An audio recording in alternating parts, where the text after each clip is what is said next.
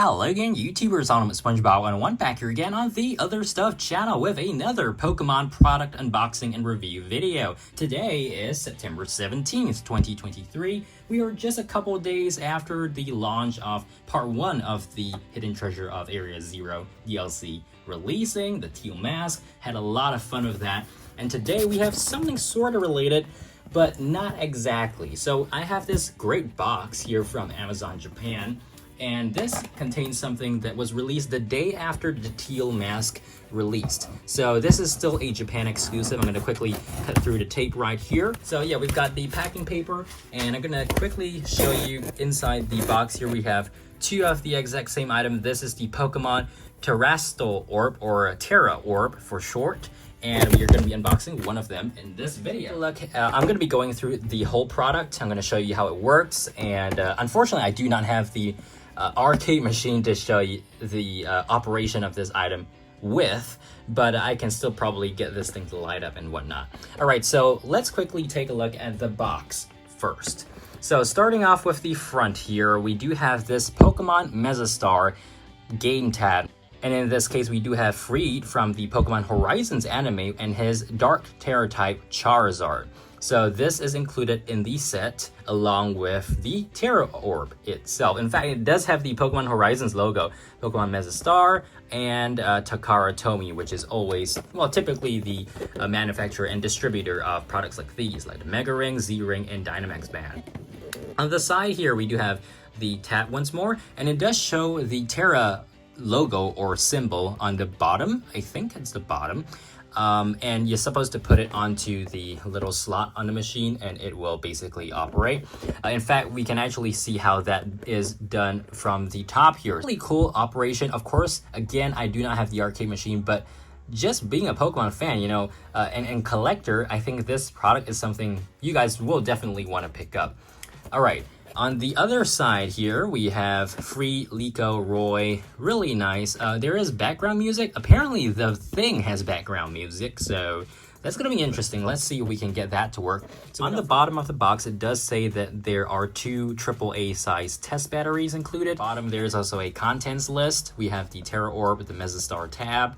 I think these are the batteries and the instruction manual or something like that. Now, without further ado, let's quickly cut right through the tape. Okay, and then we can use the pair of scissors to, well, jig this flap up, basically. There we go. Okay, so now this is open. There is a QR code for PokemonMezastar.com. You got the instruction manuals hanging out like that. Tray cover removed. Let's take a look first at the Mezastar tab. So you can see right here, it is a plastic tab with like a paper sticker printed on it. You can see Friede and his Dark Terror type Charizard, number 154. Pokemon is etched into the bottom there. Really cool. There's like a little spine name there for Charizard, I assume, and the Tera symbol. And down the back, this is the part where it shows you the name of the Pokemon, the stats, and the moves. So we got Crunch and Terra Blast, made in China, of course. I assume the bottom thing is the ability, but I could be wrong. So let me know if I'm wrong and what it actually is. First up, Terra symbol, you can see right there. And this is actually a button. So it does go in and you can eject it as well. On the front, of course, there's a little pop-up thing. And then inside, you can see the sort of transparent Tera crystal inside there that is supposed to light up once you activate it. So in terms of how it matches the actual thing in the games and in the show, I'd say it was a pretty good replica of it. We never saw what the bottom of the Tera Orb looks like in the show, so I can't say anything about that. But now it is the moment of truth here. Let's pull this task battery tab thing, and from on, we can switch the setting to on. All right, I had to cut the video because I had to figure out how this thing actually works when it's switched on. It's a little bit not that intuitive, but I will show you what I mean in a moment. So before we get into the orb, let's look at the instruction manual package. I'm going to quickly go through this. We do have a wrist strap. Now this wrist strap actually can be tied over here, right below the on-off button. And well, you can hook it in there, tie it in, and then you can use this as the wrist strap. Great, right? In terms of buttons on this thing, we have the off and the on buttons on the back here, as well as the Tera button. So this thing is the one that you press basically to activate the lights and the sounds, and I'll show you that in a moment. But back to the instruction manual thing, we do have this little thing about Takara Tomy fans, and then the instructional manual itself. So it is entirely in Japanese, of course, but I'm still going to show it to you. Maybe you guys can use your, translation apps and scan it against the screen to read it. And then on the other side, so again, this is what we did earlier. I did pull out that little tab to activate the test batteries. If you want to replace the batteries, you do need a screwdriver. Yeah, screwdriver. Twisting it anti-clockwise to open up the battery compartment. Now, it operates with 2 AAA batteries, so just have that on hand if you want to replace the batteries. On the other side here, we do have controls. So this is actually what I just said regarding the wrist strap. You just hook it in there and then tie it in. As for the power button on off over there, and yeah, that's where you unlock the screw for the battery compartment. And in terms of functionality, I'm not sure. This is 10 minutes and this is 5 minutes. I'm not sure what either one is referring to because I don't have a translation app right now, but I assume it means it's going to be on for a maximum of either 10 or 5 minutes, depending on whether you have it on the arcade machine or not. I'm just guessing here. I'm just throwing out guesses. Okay, on the back side of this, we do have even more information. Now, first of all, there are a couple of settings for the Tera Orb. As I mentioned earlier, the button on the bottom that has the Tera symbol is, well, a button. And the default setting, when it's not on at all, is the one that's entirely out. It's not indented at all. You can press it in, like so, and it will be indented. So this is, well, basically the part where you get free saying stuff. And if you press in once more, it comes back. Okay, so that is the button pressing for the bottom. Again, I'm not sure if you have to press it before putting it on the arcade machine slot, but it looks like you have to. So just saying there. I mean, it's not too hard. I assume the machine will also tell you what to do. Now, first point here, background music. There is sounds that come out of that thing, not just the terrestrialization sound, but also the voiceover. You have voiceover for this, apparently by Friede, as well as a narrator. So you'll see that in a moment. Finally, since it says 18 here, I think it refers to the different 18 Tera types. Now we know we're going to get a 19th Tera type in the Indigo Disc DLC, but this does not support that as of right now. Again, just quickly pause here so you can use your translation app to read it. And then over here in the middle, we do have instructions on where you need to put the Tera Orb, the slot here. So you can see this is how it goes in the slot, the Mezastar tab on top of it, and then you put the orb on the bottom, right? So again, pause there so you guys can read it. But yeah, again, Friede, the Dark Tera type Charizard, Pokemon, and a support hotline. So that is the instruction manual. And now it is finally time to check out the Tera Orb itself. So I had some fun playing around for a couple minutes before I started this cut, and let's quickly take a look in depth. So first up, I do want to say there is the Tera Crystal, and this thing has a light bulb inside of it at the bottom there, right there, that lights up, of course. So the color of the light, well, isn't really fixed, right? So when it terrestrializes, or when the effect comes up, well, you have a range of purple, red, green, orange, all sorts of that kind of thing. Okay, so then this thing here is not pressable.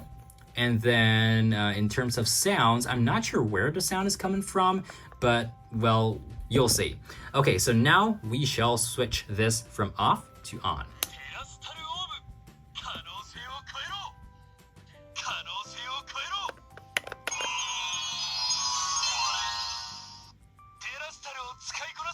Okay, so I had to turn it off because if not, the voiceover keeps playing. So you saw there, the button was indented. So I pressed it in, and it has the effect of triggering Friede's terrestrialization voiceover.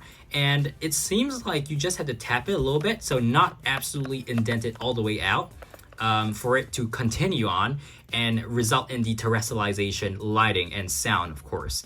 It's a little bit iffy because sometimes I'm not sure if what they expect you to do is first press the button, then put the orb down onto the slot. And maybe the terrestrialization lighting will just activate and according to the game because, you know, there's some kind of signal that's being sent from the machine to the orb and vice versa.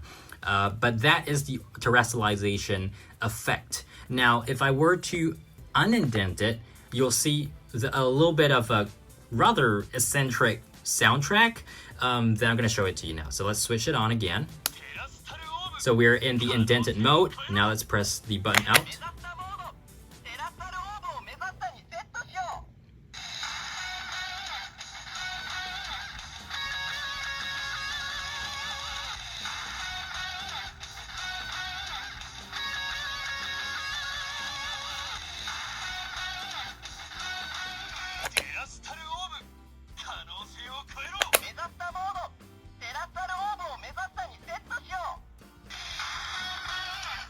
Okay, so let's switch that off.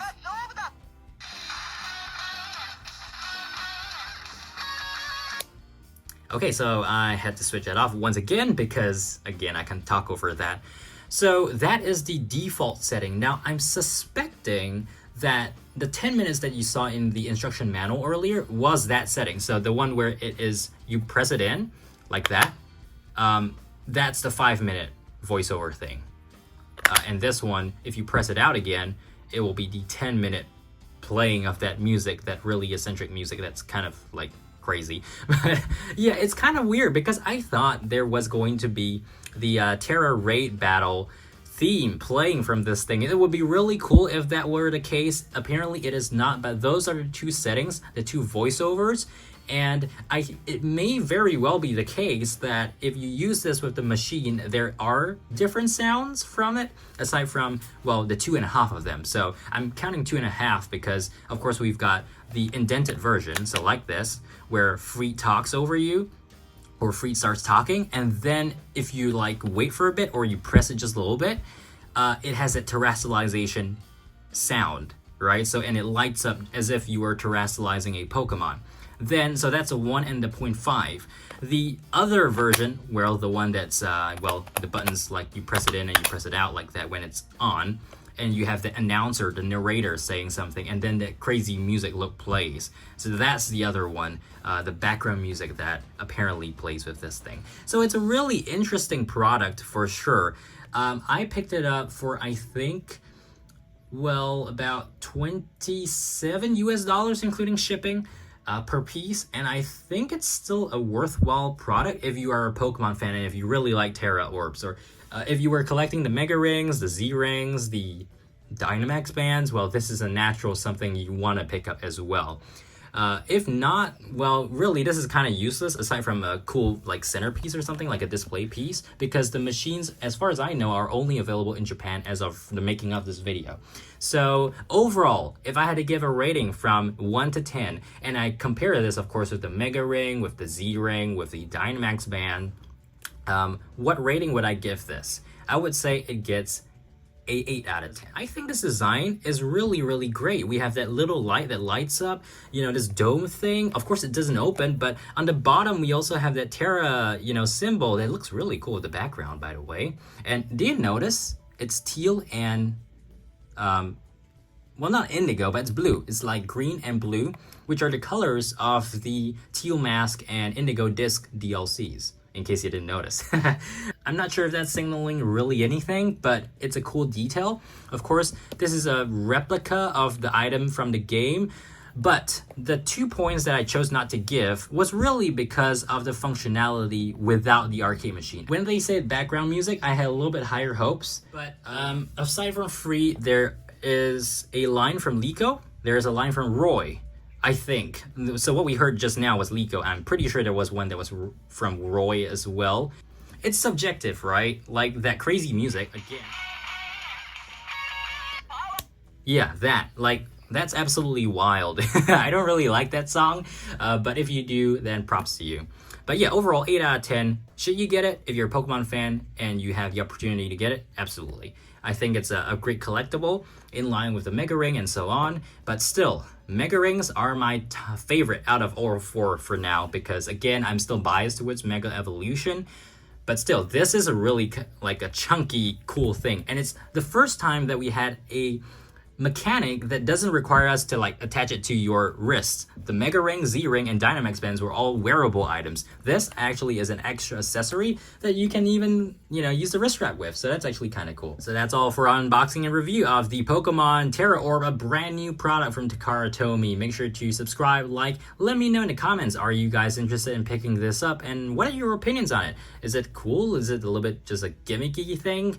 Or, something else? Let me know in the comments. Make sure to subscribe, like, and I'll see you guys again in the next Pokemon or any other stuff video here on the channel. Till then, bye!